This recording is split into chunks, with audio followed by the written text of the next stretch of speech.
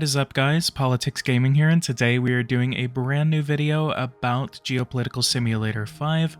And before I get into it, just leave a like, subscribe to the channel if you are new. If you guys want to see more content like this, hit that bell notification icon so you don't miss anything whenever I do make it to the channel.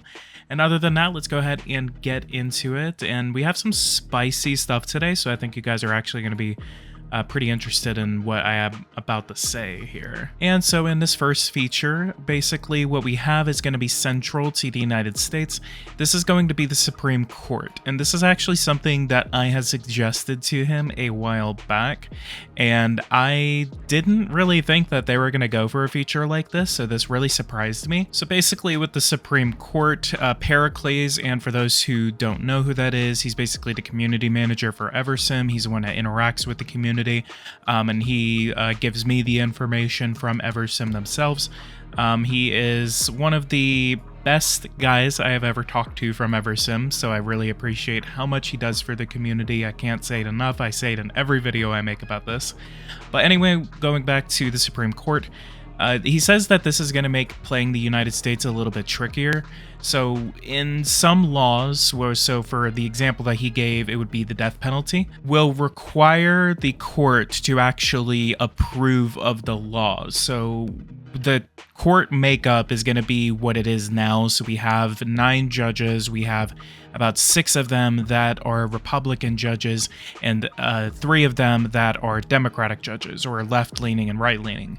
And so the Supreme Court's balancing is indeed going to be based on the current composition it has in real life, as he says. Each judge comes with a tendency, and depending on a law trying to be passed, they will favor or oppose it.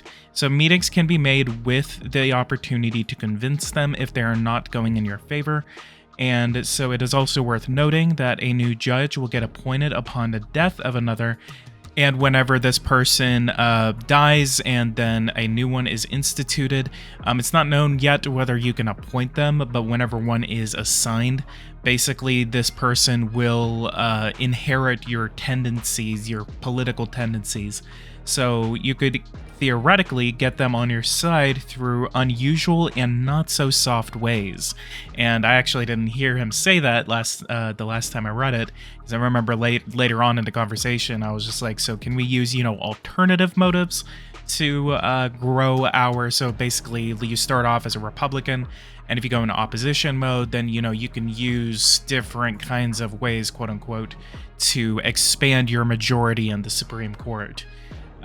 So I also talked to him about it being a hassle, how it could be a hassle as the United States, because now not only do you have to deal with Congress, you actually have to deal with a third part of it, and actually this could expand into the judiciary part of the game. Maybe they could expand on that later in future editions. I talked about how it could be a hassle with that, and he basically said that it's not too much more of a hassle, but it is, an extra trickier playthrough style that you're going to have to adopt. And so with this, each law will not be reviewed by the Supreme Court. It's going to basically be like the referendum option in the game, where every social law has the opportunity to be put through by referendum, but it looks like that certain laws are going to be reviewed by the Supreme Court. This is going to be highly controversial constitutionally. This is going to be abortion. This is going to be death penalty. Those are already confirmed by Pericles. And he wasn't able to reveal any other laws that are going to be reviewed by the Supreme Court, but there are going to be certain laws. I mean, it could be social credit, it could be abortion is already one of them, death penalty. I can't really think of a couple off the top of my head, but if you guys can think of that, let me know what you think will be reviewable by the Supreme Court in the comments below.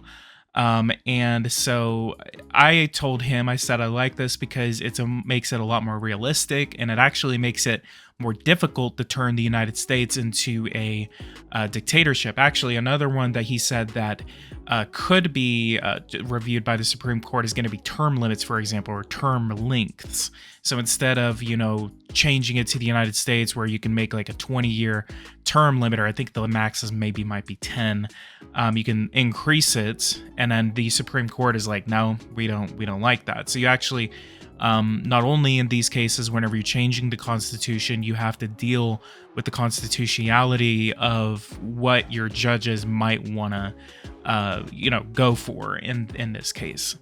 And so the second feature, should be a pretty short video because I don't have too much information on both of these. The second feature that we're going to be talking about is going to be robots and AI. So robots and AI will bring the ability for the whole society in your country to gradually transition. And whenever we say gradually, we're talking about decades here. So this can make your entire society into an automated society. This includes both public services and companies. The initial cost for robots will be expensive, but you'll get a long-term benefit as they will be more efficient than humans. So basically, your companies can start investing into it, and then you can start investing into it. Or maybe you could give out subsidies that would allow companies to start investing into it. And then so basically, this will make your economy more efficient, but this is also at the expense of humans. So he said you can guess that unemployment would become much more of a major issue at this point. Whenever you start this transition, you'll have to deal with this, whether this is sustainable for your people. Unions and other groups will not be particularly happy with it. And then you can also keep in mind, to compensate this transition, you get the opportunity to tax robots and AI, which will make it, which will be time to reorient your budget a bit, is what he said.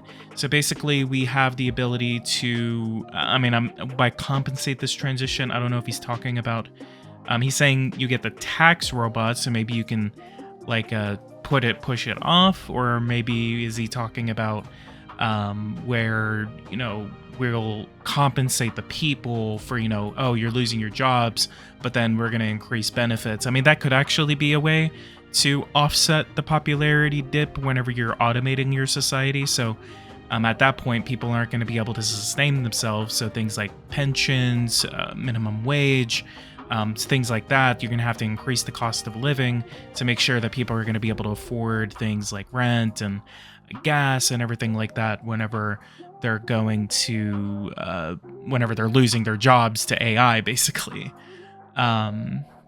So that might actually be it. So I only had those two features. It's pretty simplistic. It seems that these are going to be both current term, basically Supreme Court seems to be something that's going to be making it a little more challenging to play the US. And then with AI, it's going to be a very, very long term type of gameplay mechanic where instead of, dealing over the next couple of years, this is something where it's too expensive to naturally do it within a short period of time.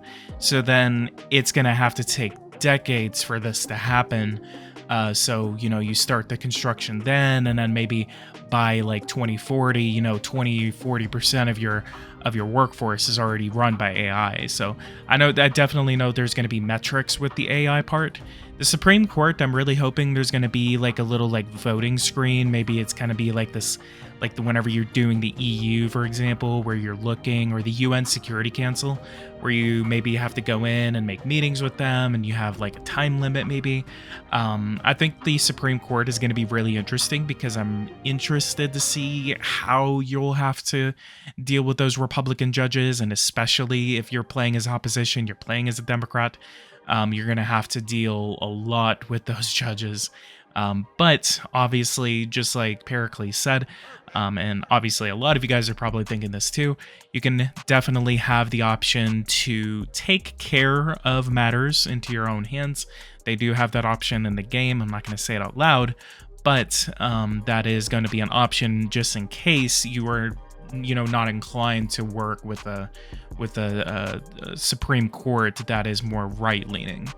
And then the AI one, going back to that one, I think it's really cool that they're going to be doing something like that. It really kind of puts it into are we going to prioritize, people? Are we going to prioritize people getting jobs, or are we going to prioritize economic efficiency to where, we're dealing with advancing our society. We're trying to get better, trying to advance as economy. But you could use the economic output from the AI integration and then using the bonuses that you get from AI into, you know, your benefits that you're giving out to people. So like I said, minimum wage, lowering taxes on unemployment, or giving more benefits to unemployment, stuff like that. So, and then lastly, I also do have some other things that just a part of the Supreme Court decision here. So with mandate duration for head of state is going to be one of the laws that is going to be reviewed. For some reason, gay marriage isn't going to be one of the laws reviewed, but even he was just like, I'm kind of genuinely wondering why that wasn't a part of it. I would assume abortion is going to be one of those laws because that happened in the US a couple of years ago where Roe v. Wade got overturned by a Supreme Court decision. So I would be surprised if they don't do that. So he said don't consider gay marriage for the moment. And as well, he did say that this is going to be a dedicated tab when you're passing a law. So I think whenever you go and look to see what your parliament is voting on or Congress is voting on as the US, it's going to say, you know, House, Senate, and then it'll say Supreme Court. So you have to juggle with 3 different parts of the legal system in order to get the laws passed now. And before I go, I do just want to say that this is still not the last of what we're going to hear from the 2025 edition. I already asked him saying, hey, you've already revealed 6 features, 6 pretty big features so far. Is this the last of it? And there are still some other features that they're going to reveal. He said there's still plenty to reveal for the 2025 edition.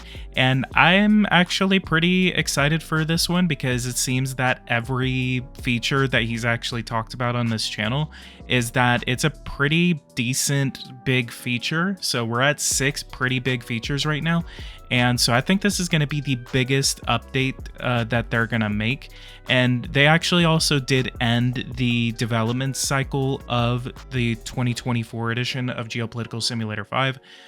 So we were at about 16 iterations of GPS5, and that is actually the longest development cycle. About a year is how long this has lasted.